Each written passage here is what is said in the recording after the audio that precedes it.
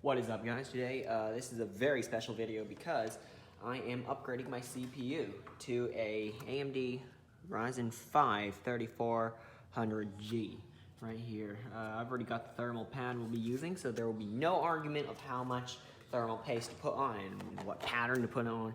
No, those arguments will be eliminated with those, with this thermal pad. I'm fixing the camera. Oh, I tightened down these very hard. You're looking at my computer upside down because, well, I've put the camera behind the top of the computer, but I can access the CPU more easily.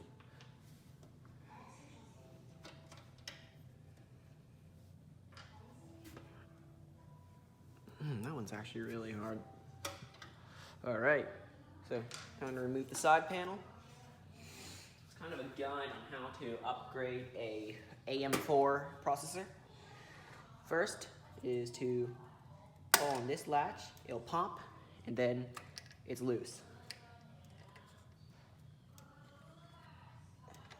This is the stock cooler that comes with an AMD CPU.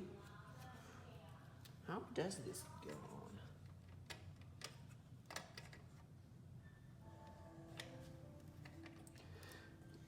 Once you figure out how to remove this, okay, yeah, just wiggle it like that. It should come loose. Once you undo those clips on the side, there we go. It has come loose. Unplug the fan that comes with it. And finally, clean off your old cooler with alcohol, like this. Same alcohol swabs that that the doctor would use before he gives you a shot. Before they give you a shot, or whoever. But anyway, use that and clean off the CPU and the cooler. Although we won't be using the cooler, but if you are, please do clean it off.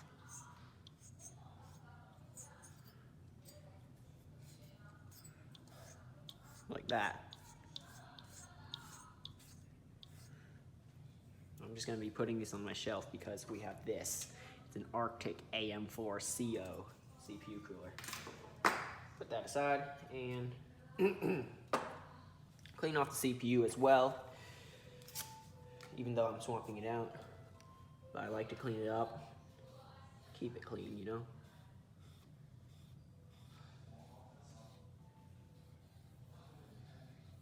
Yes, that looks nice.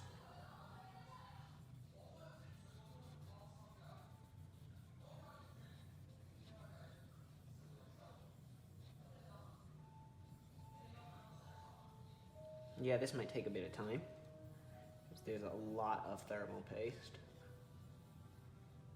Alright, not much actually. It's only concentrated near the middle. Now, lift up on this retention bracket arm, and lift up on the old CPU. There's more thermal paste. Thermal grease, whatever you want to call it. Okay. I don't know where to put it. I know. I'll put on this piece of plastic that came with the CPU, so it doesn't break. Yeah.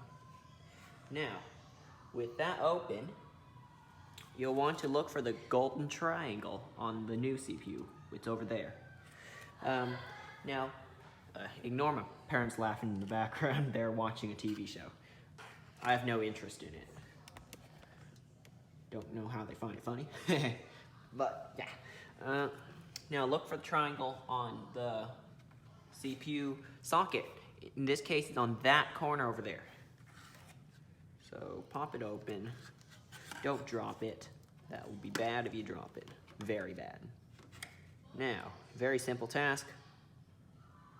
Line up. Oh yeah, here's my thermal pad. It's quite dry actually. I was expecting it to not be as dry.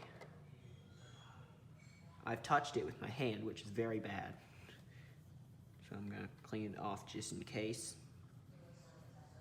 Remove all the oils from my skin it's harmful to the CPU because it affects thermal performance. There it is, and then dry it off with a rag or something. Definitely not the same rag you use to clean up after fixing a car or something, you know? That has oils on it as well. Not the same one you use to, to clean off the engine bay after replacing a spark plug or something. I don't know how to fix cars, but that's what I've seen before on the television, on the TV. Now, lower the retention bracket arm. Sorry about that. I know it just popped back up. All right, there it is. Now, take your, thermal pad. I recommend the thermal pad because you won't apply too much accidentally. Take that thermal pad, it's very thin, very light.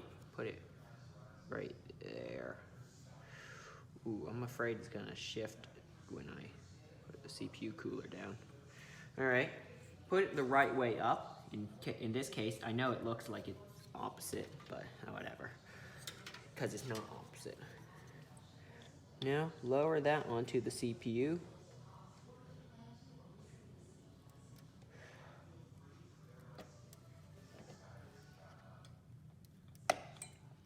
Got one click, and I want another click out of this bracket. There we go, 2 clicks. I'm checking, yeah, both are on. I'm also gonna remove it just to check if the thermal pad, oh no, the thermal pad has moved. So we're gonna put it right back where we want it. And lower this on.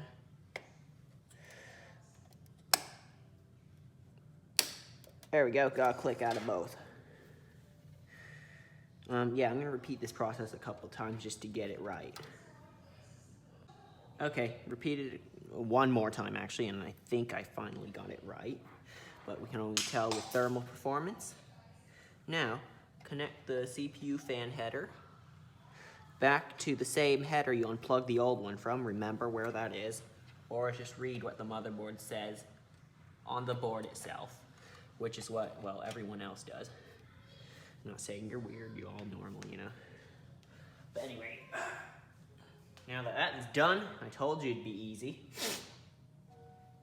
I'm gonna use the same box that I got the new one in to put the old one back in, because that is specifically designed to house an AMD processor in the AM4 size. There it is. Now it won't be destroyed if I put it in a safe place, yeah. Now, just checking if it is secured. Yes, it is. Didn't move the RAM, so yeah, it's all good. I have a weird 60mm fan sitting around now, but it's a nice thing to leave on your shelf or something. It looks cool. All right, it just looks cool. All right, we'll see if it works. If I did it right. Now,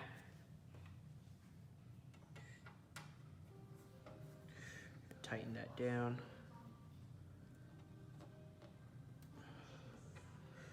I still do this in a crisscross pattern, like I'm installing an Intel CPU cooler.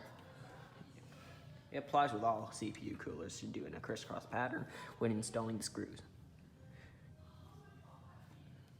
Final screw.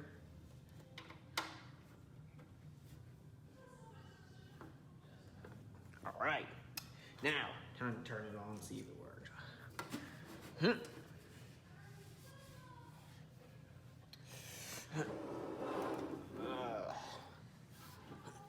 Okay, yep. I'll cut to my computer screen later. Okay, my friends, you can tell by NZXT Cam, which is the software I have for PC monitoring, it's detecting the AMD Ryzen 5. It has all the details here. Oh, it doesn't show what model it is. I'll show you here. Settings, system, about. Yeah, there you go. That is what you want to see right there. Hang on, let me move the mouse. Okay, there it is. Yeah, there you go. I know it says 5.95, but I actually have 8 gigs of RAM. Head back to NZXT cam. I just did a few stress tests on this computer, and it shot up all the way to, well, the temperature's dropping. It shot up all the way to 96 degrees Celsius. That's near boiling point. Is that Celsius or Fahrenheit? Let me check.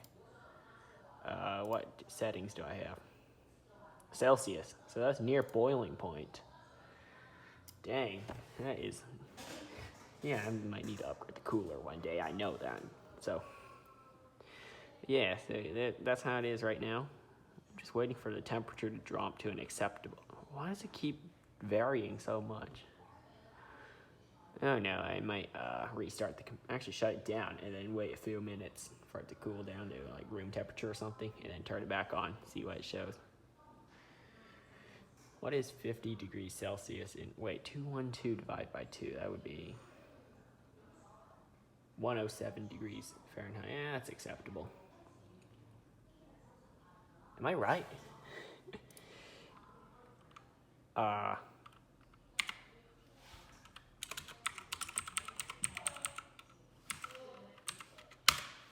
Let's check that. 122. I'm wrong, but whatever. 122 is pretty acceptable. Yep. So, yeah, thanks for watching, and I will see you next time. Goodbye.